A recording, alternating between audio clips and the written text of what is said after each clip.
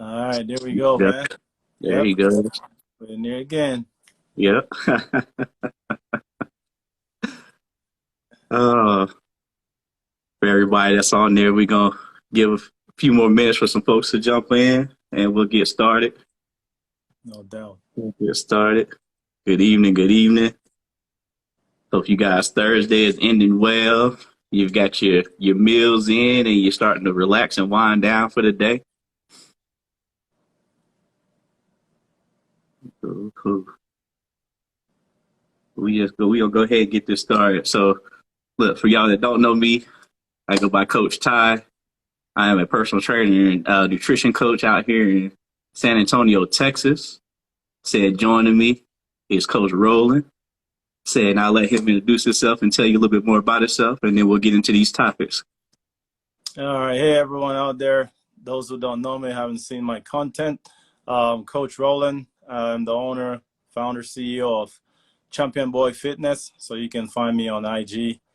I'm a personal trainer, like you said, just like Ty.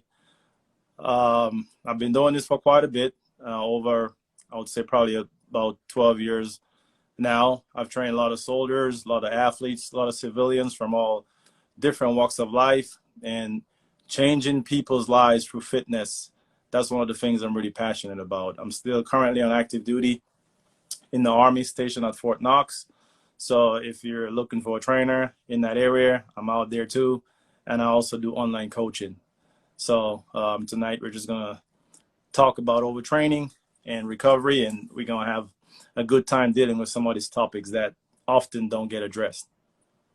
There we go.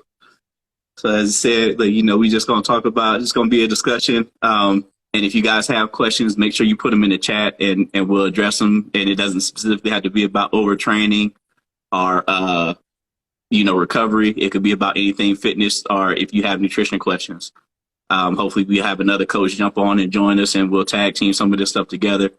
But we'll get started. So like I said, really we're just going to discuss some of these topics that really don't get covered when it's talked about overtraining and recovery. Recovery is a big one, but overtraining is also big just because it depends and it varies person to person. It depends on what your goals are and stuff like that. So, Coach Roland, when you think about overtraining, what is one of the first things that you think of?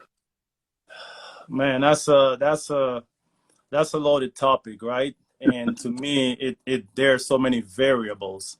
So when I think about overtraining, I mean, some of the most common symptoms of overtraining, you have a lack of performance. Your performance decreases. You might get smaller. It might take you longer to recover from your training. You might get more aches and pains.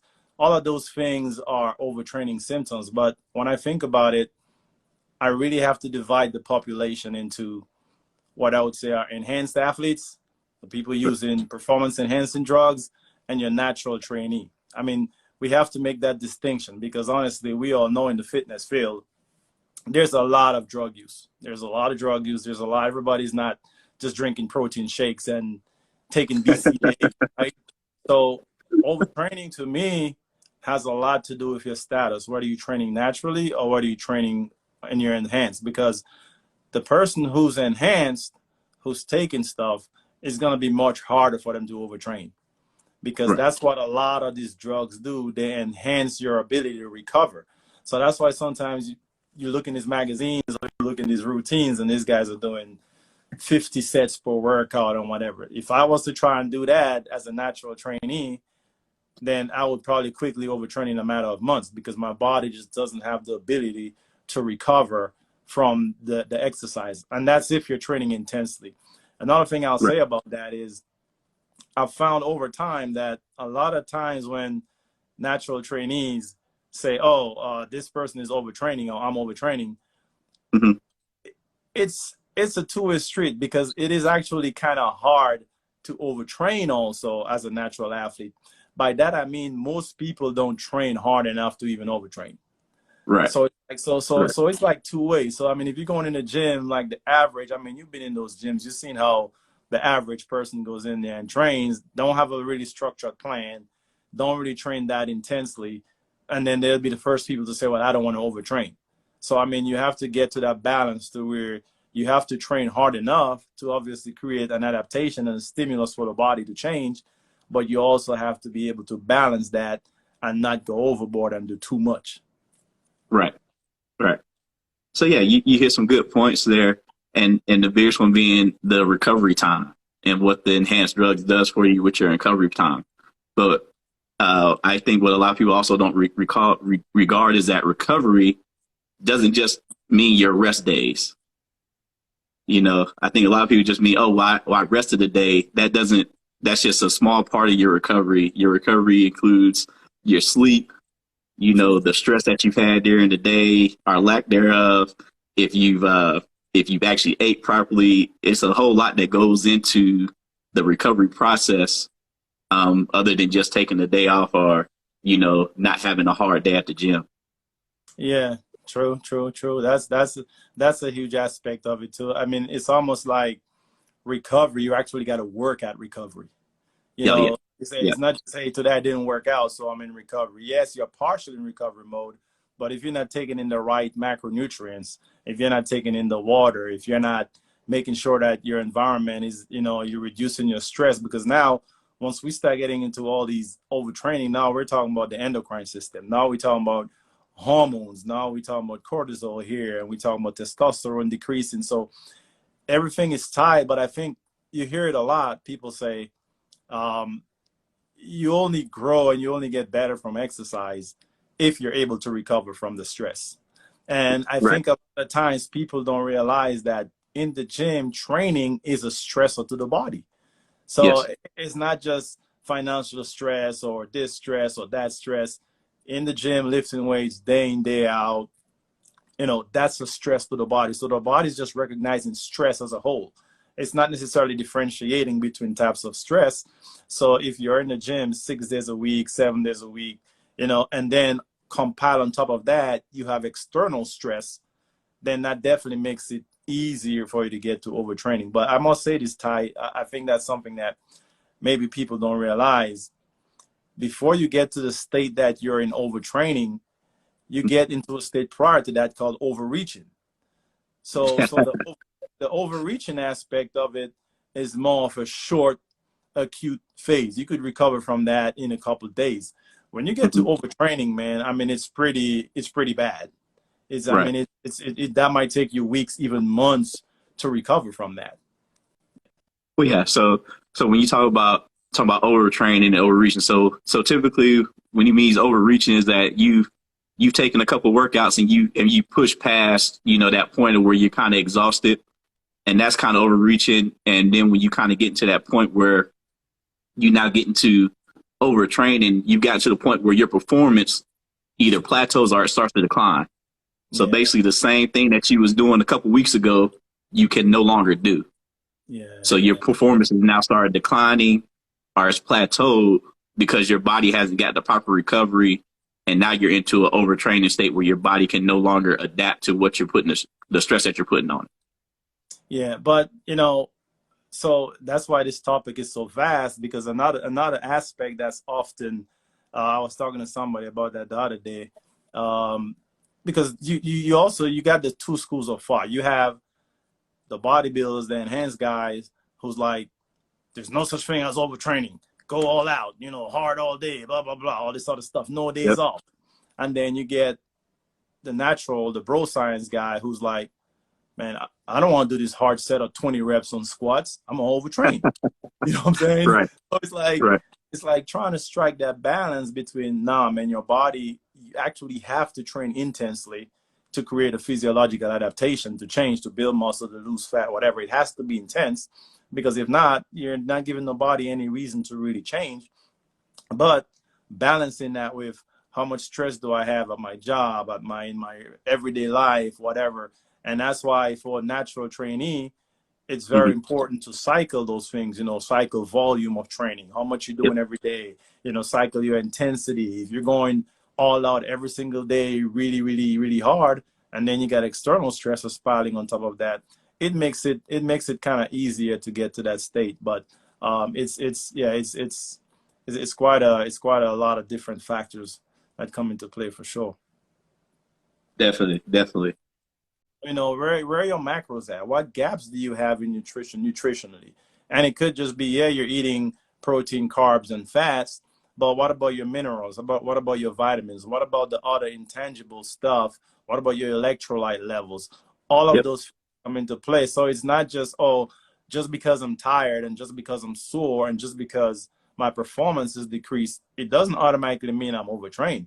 It could also just mean I'm not taking care of, and that's why I think that's what you were alluding to, that recovery is more than just taking the day off. Right. Recovery involves all those other aspects, making sure you're taking care of all those other aspects that I just mentioned. Yeah. Right. Yeah. So basically what you're saying as far as the supplements, the natural ones, some zinc, magnesium, Yes. um, the Magnesium, the glucose. Yeah. gluten, the you know, believe it or not, salt um, in moderation actually helps because it helps you retain the water. There you go. Man, I don't know, man. That's technical. That's why Yep. I hate. All That's good. why I hate these things sometimes, man. You always Yep. get the unknown just kicking you on and off. The weather's kind of bad here, so I'm not sure if that's why he's kicking me on and off. But hopefully, I can stay up. Yeah, Yep. you were saying a lot while I was gone, man. What happened? You had some more questions? Just kind of expounded on what you were talking about, and kind of reiterating what we were talking about, and stuff like that. Nothing major. Yeah. Nothing Okay. major. Okay. Yeah. So yeah. So what? So now, what were you going back with as far as talking about supplements? You Yeah. just started Yeah. talking about. So the whole supplement thing, it's a term that's it's one of those things that comes down to, I always say, words have meanings. You know, supplement, Mhm. everybody's asking you, what supplements should I take? What supplements should I take? And you're like, well, how much do you eat? What's your calories like? I don't know. So it's like you got to get all those things in order first before you Right. start worrying about all these external things. Because once again, that's why a lot of people, you're just throwing your money down the drain because you're not eating enough. You're not eating the right foods. You're not eating, the correct amount of food. You're not sleeping enough. You don't have a structured training program. You're not training consistently enough. Your training is not being progressed properly. So, I mean, all those things have to be in check first before you just like, oh, let me just worry about supplements. But I mean, to me, I Right. think, and I feel the same way about pre-workouts. Hmm. So many people depend on pre-workouts, but it's artificial energy. It's not really your energy. It's not your body's energy. It's an external Right. source. And anything that's normally coming in externally to the body is going to have an impact sometime down the road because it's not your body naturally. Look at supplements in that same way, man. Try Yeah. to get the basics covered, your training, your nutrition, your sleep. Try to get those things covered. And then supplements are like the word, meaning of the word, to help you, to aid you, supplementing what you already have in place, not a replacement Yeah. for not doing those things, if that makes sense. No, that makes plenty of sense. Like I usually tell my clients that that's supplements is pretty much the last thing we talk about. True, true, So supplements is the last thing we talk about because that should be the last thing to come into play. When we start true, introducing supplements, that means we've gotten to a point where we now need to aid in making true, sure that you true, recover, making true. sure that you're properly hydrated, stuff like that. Yeah, Now that's yeah, and yeah, you start slowly with them. So when I talk about supplements with my clients to begin with, it's simply as, are you taking a good multivitamin? Are you, very you basic know, ones. Yeah, your basic ones. Like you said, how much actual good salt, Himalayan salt, are you eating? Are you getting your magnesium? Are you getting these minerals that your body needs in order to yeah, work out properly? yeah, yeah. So like you said, yeah, supplements is definitely one of those things that you always have to look at, but that goes down. Now you have to start looking at their nutrition again, how they're sleeping, all that stuff ties into it. But I think, Ty, that's where the line starts getting. That's where you start getting a difference between just your average trainer and your good trainer and your great trainers. When you Right. start when you start going down those lines, your average trainer is just gonna give you a bunch of exercise and say go. You know what I'm saying? Yeah. But the trainers who actually are passionate about it and actually have the knowledge base, those are the ones who are gonna ask you about sleep and nutrition and supplementation and all those things. But it everything has to have a foundation, just like a Right. house. Everything has to have a foundation. So it's like your sleep, your exercise program, all those stuff are your foundational. Like I said, supplements. You get to a point where okay, I'm training really really hard. I need Yeah. something to kind of help me recover a little bit faster. But as I keep saying before, the average person does Right. not point because I mean their training is not intense to that point. But if you're a trainer, like trainers Right. like us, it's up to you to balance that stuff for your for your client. It's up to you Yeah. to program your training to the point where you're not hammering that client. And true story, when I just became a trainer, I started at I think I started at like Bally Total Fitness, one of those Right. local places, right? And what I saw the trainers doing, they would just slam the clients. I mean, they Yep. would just put them through a gamut of stuff, and the client would be laying on the ground and they can't get up and they're sore. And so that client doesn't come back for another week Exactly. because you're Yep. so sore. So now that's what I started doing because people also have a perception that that's a good trainer. I went to Yep. Todd, I went to Roland, and I couldn't even raise my hand next day because I mean, but Yeah. anybody can do that, right? Anybody can do that. But if I was to do that every single day to a client, what happens? Extreme soreness, I'm joint about to say yeah. pain. That's where all those things start coming in. So it's a lot to be it's a lot to think about. Said definitely yeah. And after a while, they definitely not gonna come back because they're gonna be too hurt to get in there and actually work out. But Well, that's yeah. Yeah, said I mean, said yeah, in the beginning, oh yeah, this dude's a great trainer, but after a couple of that, they're like, yeah, I shouldn't be feeling so sore. But yep. again, coming up, that's what I saw guys doing, and it took me a while, to be like, okay, you got to kind of balance it. It's Hmm. a really hard day. It's a day that's a little bit milder in intensity, and then you can go hard again, but it can't be every single day we're training at 100%, and then you're sleeping 4 hours a night, and then you're stressed, and then you're going through a divorce, or you're going through XYZ.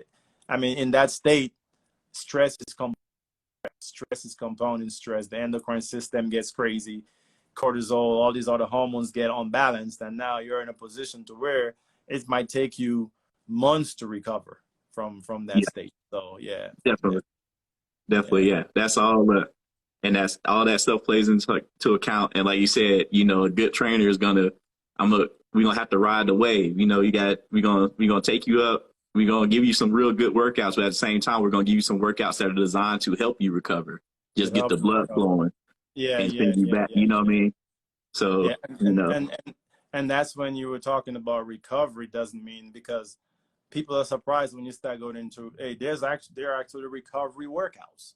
yep, Today you're still gonna yep, train, and sometimes as a trainer I might say, hey, Saturday is just a recovery workout. I just want you to walk, right, X amount of miles. That's a recovery workout. You're getting blood moving, you're getting that lactic acid out the muscles.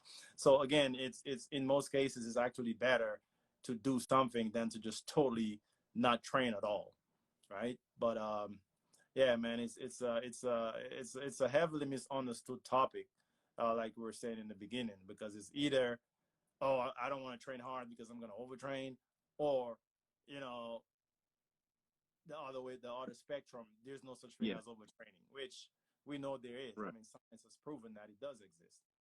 Yeah. yes.